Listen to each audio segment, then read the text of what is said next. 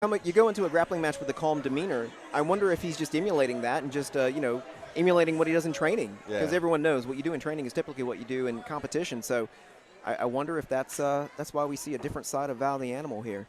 Yeah, and it might, you might not feel that kill or be killed type of thing in submission grappling. It almost feels more like a sport.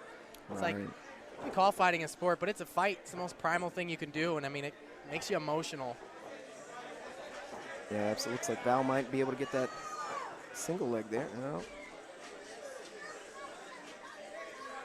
Val with double unders. Chris able to break free and I love the get way his he own threw control. him by there. That was such a good setup, that throw by. Wow. We saw that earlier from Takes Michael his back. Allen, I think, but just like that's really an important part of wrestling is setting it up and getting your opponent to step. Now I can't tell from this angle, but is Christopher under the neck here? Almost. Almost. Okay. He For a almost second, was. he looked like he might have been. Now Val's peeling that hook off with his hand, which will work, but a little bit dangerous, leaving your neck free. Sure. But there are high-level people who do it, so it's doable. You just got to be very aware. Looks like he just punched that in. Oh, and now Val's able to slip out and start to regain control of this match. Yeah, and I mean, with these big guys, I feel like you want to take top position, make them feel your weight. Try to settle. Absolutely. Just start to grind it out. Certainly when they've got 5 minutes in this match. Yep, and So Chris dialed up the aggression there with that punch through attempt to get the hand under. So You see the spark, yeah. right?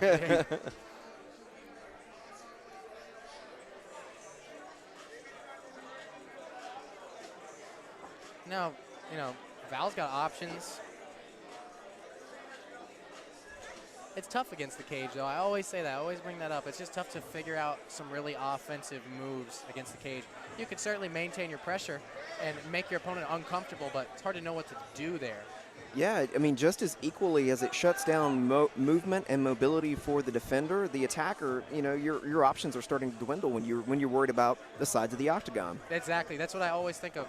It's like, yes, you can maybe control them there, and you're not going to have an active guard, but you're not really going to have an active top game either. There's not much you can do. So, I mean, again, just grappling in a cage, so much different than the regular grappling scene, IBJJF, whatever else. You better be ready for it. You better train that. And absolutely different than a submission only rule set. You saw Christopher just set there, not really worried about losing points or takedowns. Big double. Really good point. There's a big dump from Val. Fantastic. Yeah. Hipping in.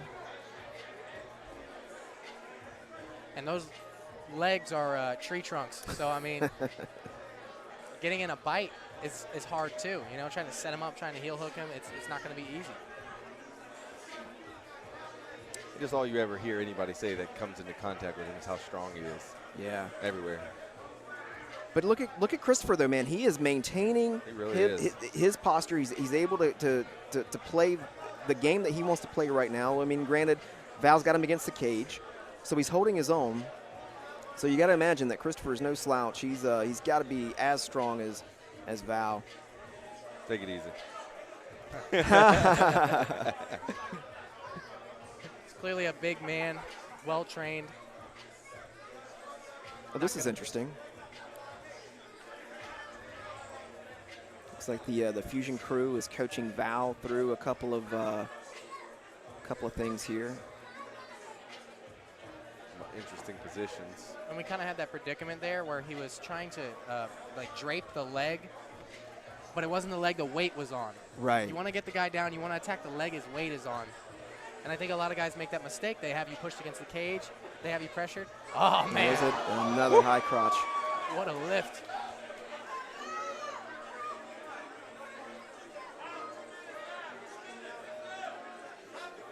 Also, I'm just impressed how he's not breathing that heavy after lifting a pretty big man like that, He's falling back for a straight ankle, it looks like. Yep.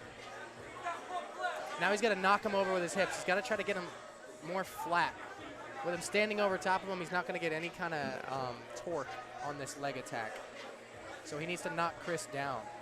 He's going to want to almost like bridge up and use his hips. There he goes. All right. Just get up and do something else. Yeah. Yeah. Let me just slam him again. Yeah, let me slam you again. He's like, I'll have a seat. You know what? Yeah, let's keep this on the floor.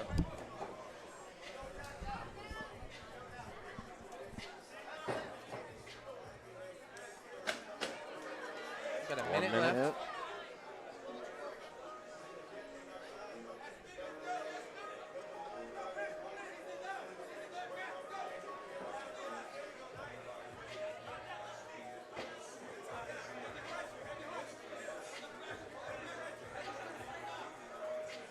I feel like both competitors now, they realize they may be in a stalemate. No, Val's still hunting for the arm.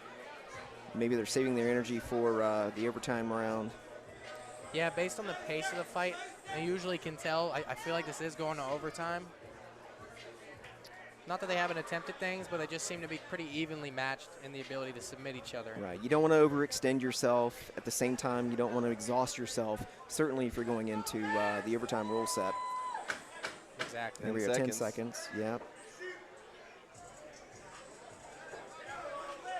Yeah, and the heel hook's the one thing that you might be able to hit with 10 seconds left. You got to do a devastating submission. Time.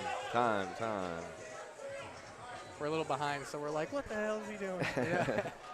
Yeah, that's interesting that you say that. It's difficult to watch the match on the monitor and see the things that people are seeing at home, and then have the action right in front of you. Yeah. Because you want to react immediately, but yeah, I don't think that's very fair to our fans.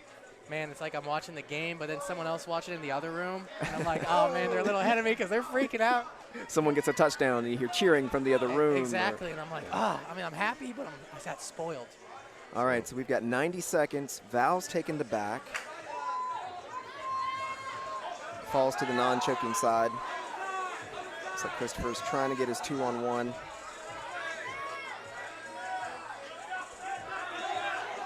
Val's doing a great job keeping his... Yeah. And he's going to flatten him out here. That, this is brutal. That python around. Nope.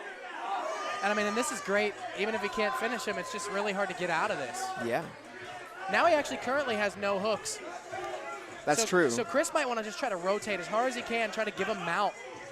Because that's an escape. Yeah, it looks like he might be trying to turn. But his neck might be compromised. He's just face cranking him here, which will work.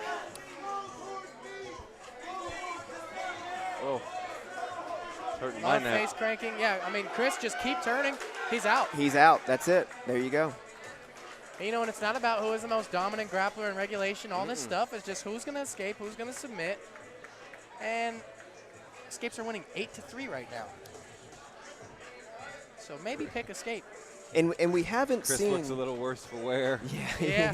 A little gassed, but rightfully so. Yeah, you know, good for him. He took a lot of punishment. He took a lot of punishment. Slams. Weathered the storm. Val was on the back. I think he chose the skate. Ladies and gentlemen, in overtime, here is your winner by escape out of the blue corner, Christopher Choate.